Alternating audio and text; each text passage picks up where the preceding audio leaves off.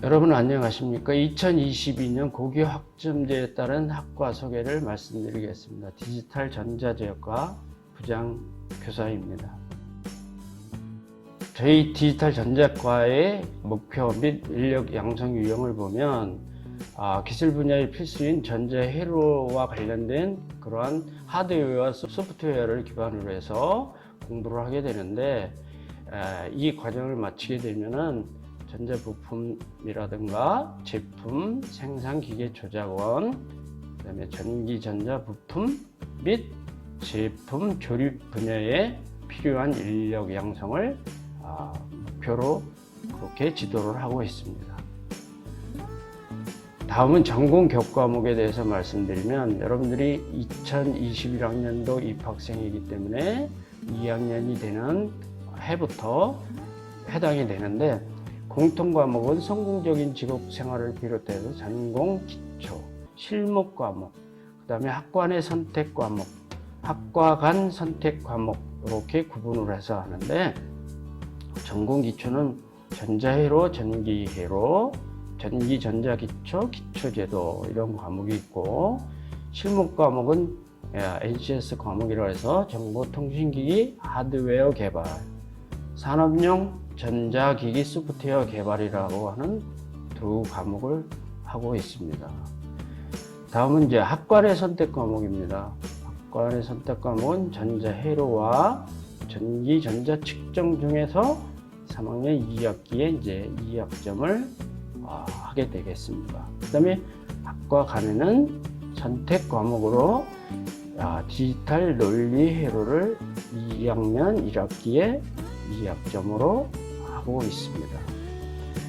그 다음에 자격증으로 보면 여러분들이 주로 많이 주력을 하고 있는 것이 이제 전자기기 기능사를 모든 학생들이 취득할 수 있도록 노력하고 있고, 전자 CAD 기능사라든가 전기 기능사, 정보 처리 기능사, 3D 프린터 운영 기능사, 그리고 각종 컴퓨터 관련되는 그런 자격증을 취득하고 있습니다.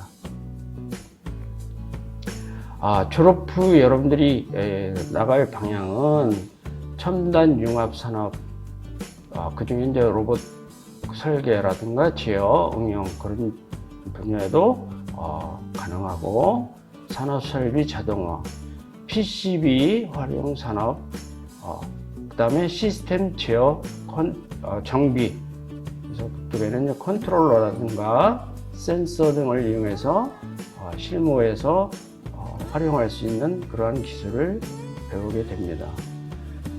그 다음에 이제 사무 자동화, 메카트로닉스 제어라고 그래가지고 공장 자동화, SMT 기술 운영, 반도체 장비 운영 실무 분야, 그런 분야로 또 진출할 수도 있고, 그 다음에 전기, 전자 제품 제조, 생산 및 AS 분야로도 많이 진출을 하고 있습니다. 다음은 학점제 관련해서 학과내 과목 선택입니다. 학과내 과목 선택은 전자회로와 전기, 전자 측정이라고 하는 과목을 하게 되는데, 전자회로는 2학년, 3학년 과정에서 다루게 되어 있습니다. 그런데 3학년 2학기에 하기 때문에 그 일부분에 해당되는 그러한 시간을 전기, 전자 측정이라고 하는 과목으로 해서 우리가 전자를 하면서 전압이라든가 전류라든가 그런 것을 측정을 할 줄 아는 그러한 공부가 필요하다. 그래서 이쪽을 전기전자 측정을 선택하기로 하였습니다. 다음은 학과 간 과목 선택인데, 이것은 이제 디지털 논리회로서 2학년 1학기에 2학점을 하도록 했습니다. 그래서 교과 과정은 난이도가 상당히 있기는 한데, 그 중에서 1, 2, 3에서 디지털 시스템, 논리 소자, 정수의 표현이라고 하는 전공과 무관하면서도 조금 이 정도는 디지털에 대해서 알아야 되겠다 하는 그런 범위로 저희가 확고한 과목 선택으로 구성을 해봤습니다. 지금까지 디지털 전자지역과에 대해서 간략하게 말씀드렸습니다. 감사합니다.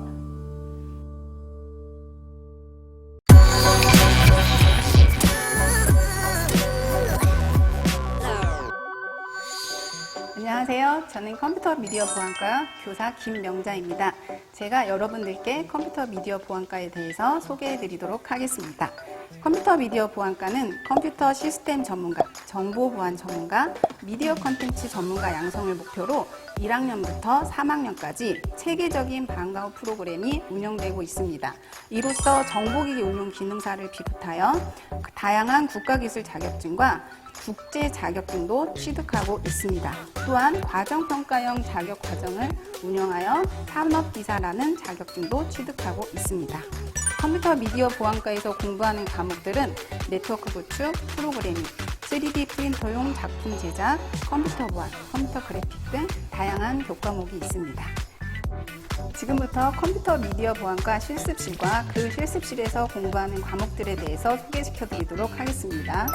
네, 이곳은 컴퓨터 미디어 보안과에서 가장 많은 수업이 이루어지고 있는 네트워크 구축 실습실입니다. 같이 살펴보겠습니다. 이 교실에서 주로 이루어지는 수업은 네트워크 구축인데요. 네트워크 구축에서는 TCP/IP 프로토콜과 라우팅 프로토콜에 대한 내용을 학습하게 됩니다. 그 학습을 기초로 하여 화면에서 보이는 것처럼 시뮬레이션을 통해서 우리가 공부를 하게 됩니다. 이렇게 시뮬레이션을 통해 학습을 하고 나서 실제 현장에서 여러분들이 네트워크를 구축하게 되는 것입니다. 네, 다음으로 소개시켜 드릴 과목은 컴퓨터 그래픽인데요. 이 교실에서 주로 수업이 진행되게 됩니다.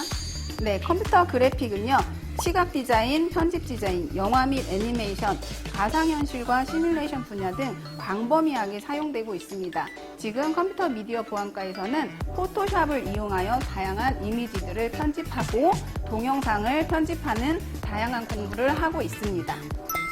네, 이번에 소개시켜드릴 과목은 3D 프린터용 제품 제작입니다. 3D 프린터 제품 제작 과목은 3차원 설계 프로그램을 활용한 다양한 3D 설계 업무 능력과 3D 프린터를 활용한 제품 제작 능력을 기르도록 하기 위한 과목입니다. 이 과목에서는 솔리드웍스라고 하는 프로그램을 이용하여 국제 자격증도 취득하는 굉장히 실력 있는 과목입니다.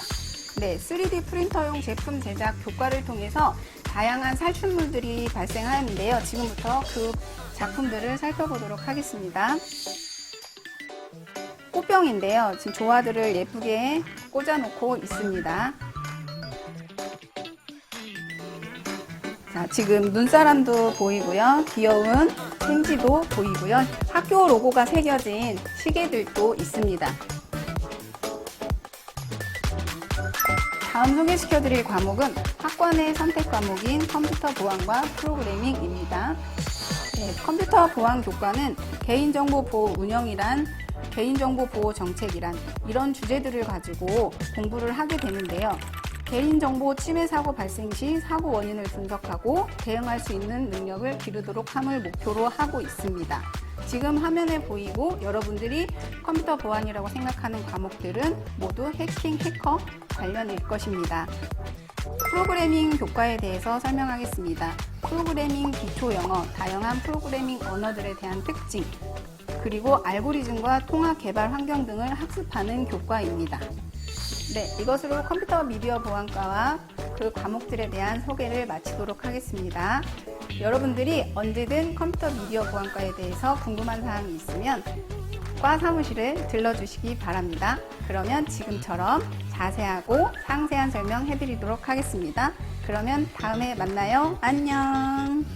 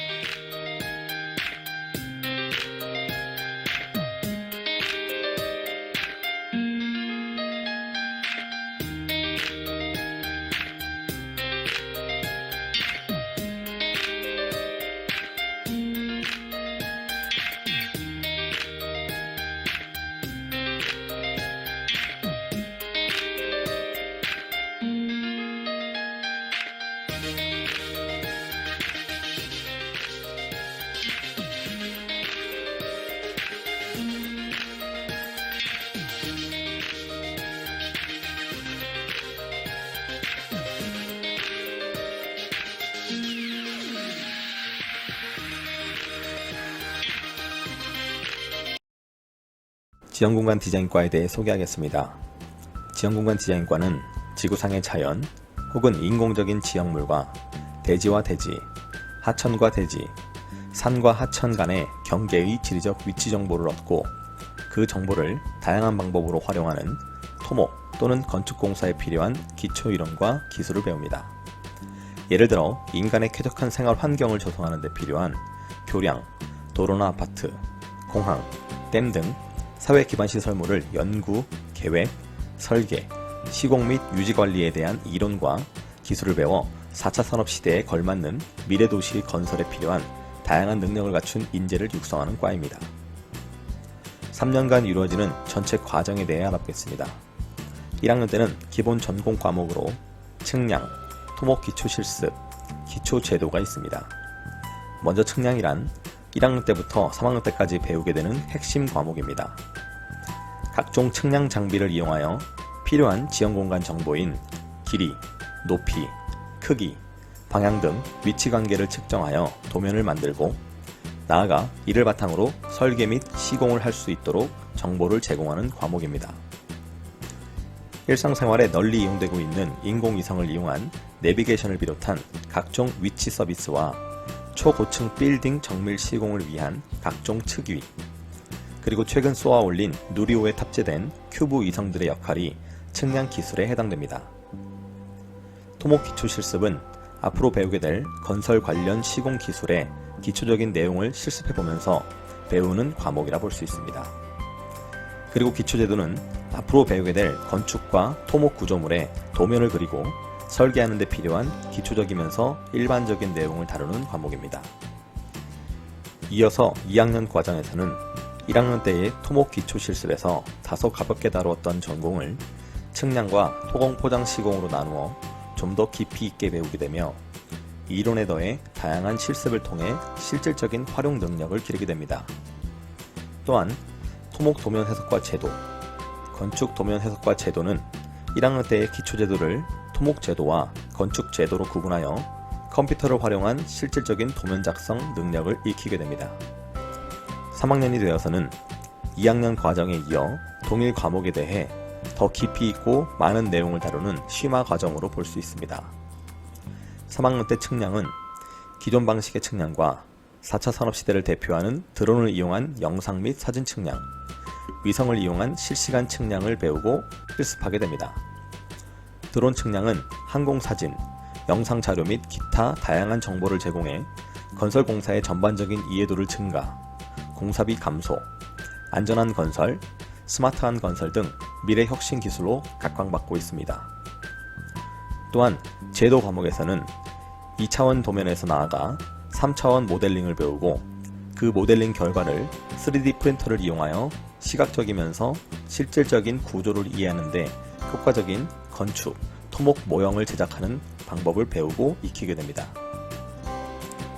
1학년 과정에서부터 전공과 관련한 자격증 취득을 위한 과정이 시작되어 2학년과 3학년 심화 과정을 거치며 각 과목과 관련된 측량 기능사, 건설 재료 시험 기능사, 콘크리트 기능사, 전산 응용 건축 제도 기능사, 전산 응용 토목 제도 기능사 자격증을 취득할 수가 있습니다. 그리고 관련된 자격증인 지적 기능사, 지도 제작 기능사, 3D 프린터 운용 기능사, 드론 조종사 자격증을 선생님의 도움을 받아 취득할 수가 있습니다. 이어서 3개년 과정 동안 배우고 익힌 실력을 발휘하여 졸업 후 가질 수 있는 직업에 대해 이야기해 보겠습니다.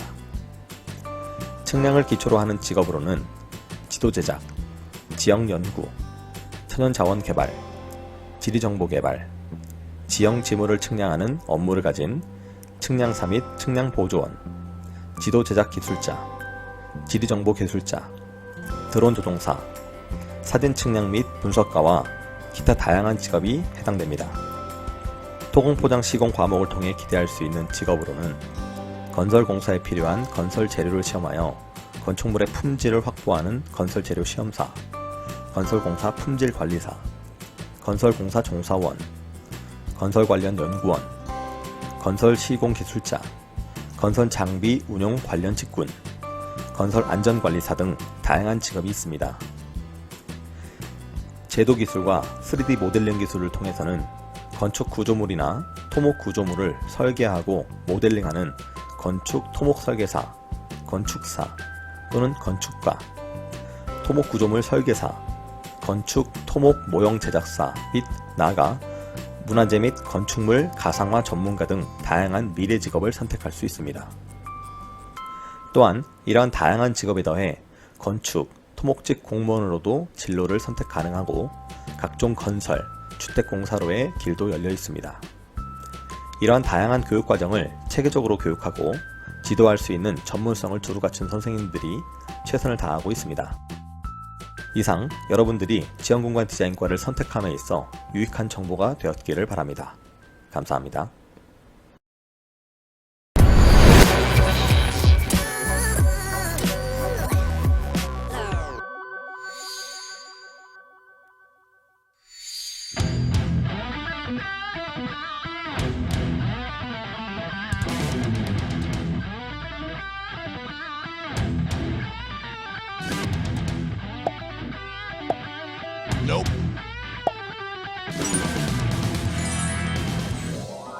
누구나 누리는 행복한 삶 뒤에 있는 그것은 여러분이 알고 있는 모든 쾌적한 공간에 설비가 있습니다.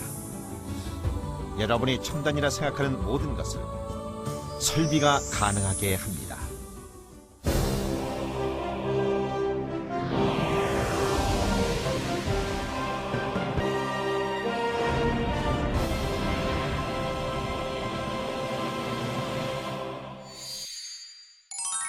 한마디로 선박을 최종적으로 만드는 공장이라고 볼 수 있습니다. 초대형 선박은 보통 수십 개의 선박 블럭으로 이루어지는데 블록을 도크 안에서 하나하나씩 차례차례 쌓고 용접하여 마침내 하나의 선박으로 모양을 완성하게 되는 것입니다. 배의 모양이 완성되면 도크에 물을 채워 완성된 선박을 바다로 띄웁니다.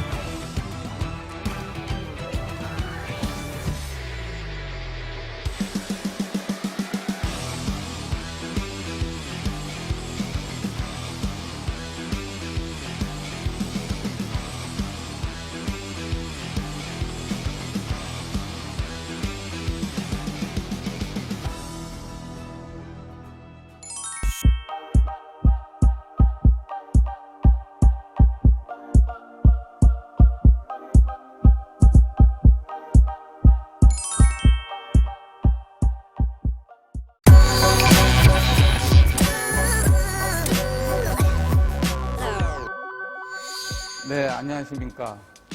자동차가에 대해서 안내 말씀 드리도록 하겠습니다.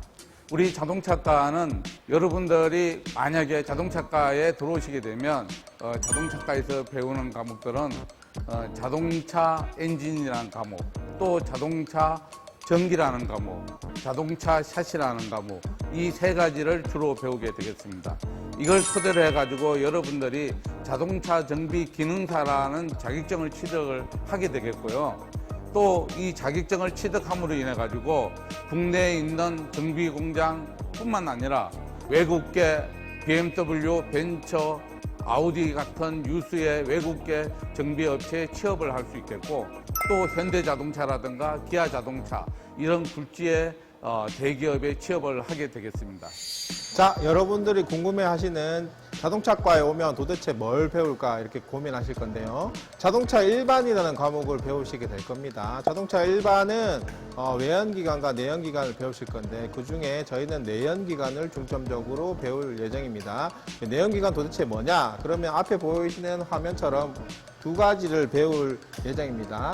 우측에는 가솔린 엔진에 해당하는 가솔린 기관, 좌측에는 디젤 기관에 해당하는 디젤 엔진, 이렇게 우선은 보고 계신데요. 자, 크게 설명을 드리면 가솔린 엔진은 연료를 휘발유를 사용하는 엔진입니다. 쉽게 설명을 드리면, 그 다음에 좌측에 있는 디젤 엔진은 경유를 넣어서 이렇게 구동을 시키는 엔진이라고 보시면 됩니다. 보시면 여기 화면에 보이신 것처럼 여기 있는 부분과 여기 있는 부분을 오른쪽에 있는 여기 있는 부분을 비교했을 때 크기 차이가 분명히 나시는 것을 알 수 있습니다. 궁금하시죠? 여기에 대해서 알고 싶으시면 저희 과로 오시면 됩니다. 나머지 내용들은 이 두 개의 내연기관 뿐만이 아니라 우리가 자동차를 구입했을 때 기본 상식적으로 이 정도는 알아야 된다, 운전자로서 이 정도는 필요하다, 이런 내용들도 가르쳐 드릴 테니까 여러분들 자동차과 자동차 일반이라는 과목이 궁금하시면 많이 지원해 주시기 바랍니다. 감사합니다.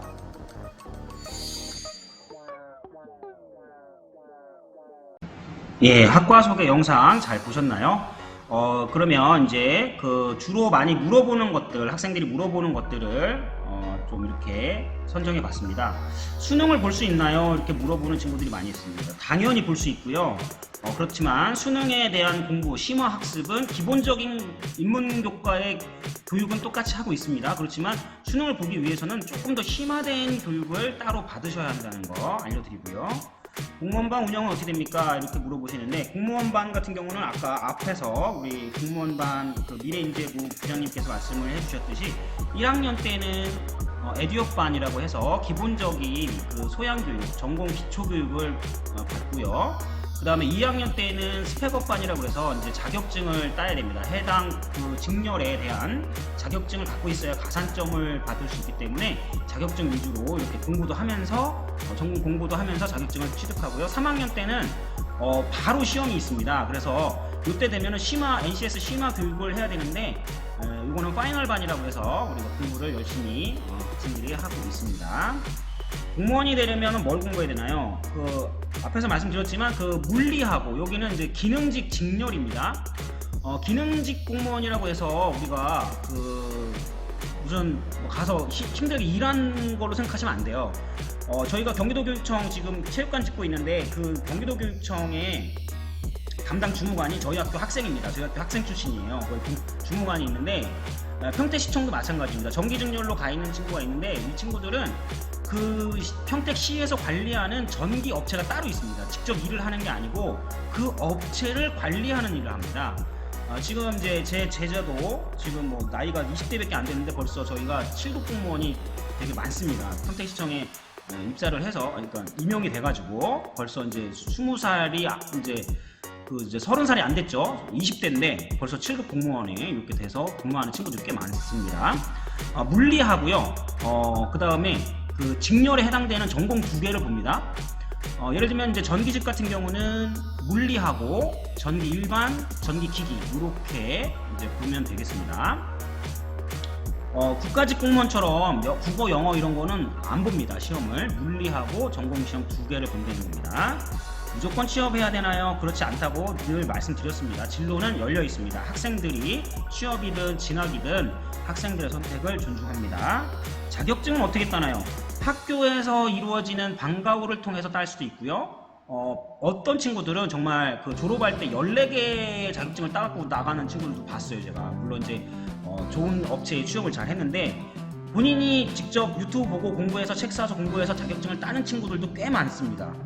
주로 이제 그 특성화 고등학교는 취업이 목적이기 때문에 자격증 관련된 수업들이 많이 있어요. 방과 후 수업도 많이 있고요. 거기에 참여하셔서 하실 수도 있고 따로 공부해서 딸 수도 있고, 이제 시간이 조금 특성화 고등학교는 자유롭지 않습니까? 이렇게 10시까지 남아서 공부하는 그런 것들이 없기 때문에 그 시간에 여러분들이 다른 여러 가지 취업을 위한 또 수능을 본다 그러면 또 따로 학원을 다녀서 준비하는 방법도 있고요. 취업은 어떻게 해요? 취업은 우리 학교 대외협력부라는 부서가 있습니다. 취업에 관련된 부서인데요. 학생들이 굉장히 많이 오고 갑니다. 취업 상담도 해야 되고, 아이들 현장 실습을 나가고 싶은 친구들은 현장 실습 3개월까지도 나갈 수 있기 때문에 미리 한번 경험해 보는 거예요. 그렇다고 급여가 적지 않습니다. 앞에서 우리 취업 전담 선생님께서 말씀하셨듯이 꽤 많은 급여를 받으면서 현장 실습을 할 수 있고요. 이후에는 근로자 신분으로 이제 취업을 하게 되는 거죠. 예, 이렇게 있고요. 성공한 사람의 80%는 운으로 성공했다고 했습니다. 그러나 이분들을 자세히 연구해 보니까, 이 진로교육의 대가 크럼볼츠라는 분이 자세히 연구를 해보니까 운이 아니었다라는 거예요. 그분들을 추적 관찰해서 연구를 해봤더니 이런 것들이 있었답니다. 호기심, 인내, 유연한 사고방식, 그 다음에 낙관성, 위험을 감수하는 것들, 이런 것들의 기술을 습득했다라는 거예요. 그리고 또 시간 투자도 많이 했다라는 겁니다. 그러니까 우연히 기회로 성공했다고 본인들은 생각하지만 사실 이거는 우연이 아니었다는 거예요. 그래서 이거를 진로교육에서는 계획된 우연이다, 이렇게 이야기합니다. 여러분들이 어떤 거에서, 어떤 분야에서 성공을 하기 위해서는 그게 어떤 우연한 기회로 그 성공의 기회를 잡을 수 있잖아요. 근데 그게 그 우연한 기회를 잡기 위해서는 미리 준비를 해야 한다는 겁니다. 조금 좀 꼰대 같은 말씀을 좀 드렸는데, 동일공고에서 그런 기회를 잡기 위해서 입학하시면 열심히 공부하시고 그런 좋은 혜택들을 누려가면서 여러분들 잘 또 진로를 선택하시기 바라겠습니다. 여기까지 진로 설명회를 온라인으로 진행했습니다. 감사합니다.